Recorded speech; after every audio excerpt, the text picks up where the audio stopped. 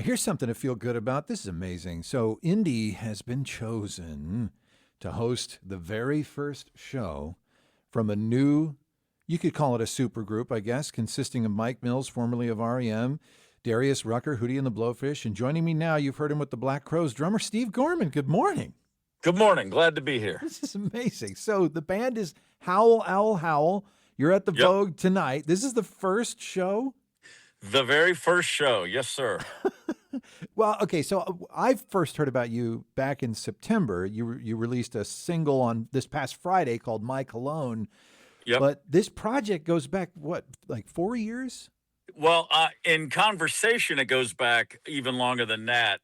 Just the idea that Darius and Mike and I had this, man, we should do something together. But, every musician has 10 musicians they say that to all the time. And we always want to get together and jam or write or do something.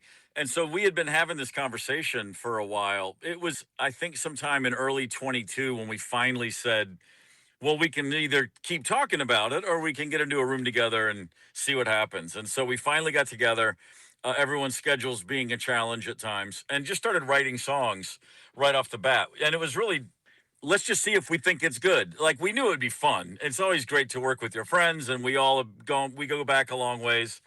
But when we started writing, and then especially once we started recording, right away we kind of felt like, hey, this is actually good. Like, it's not just cool for us, but we feel like we're writing a really great writing flow together and working together. And I like to say the best time for a great idea is 5 years ago. So, Yeah. this band is living proof of that.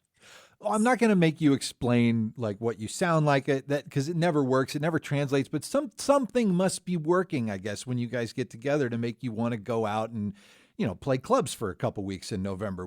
What would you say that is? Well, it is just, we all get along great. We really enjoy each other's company.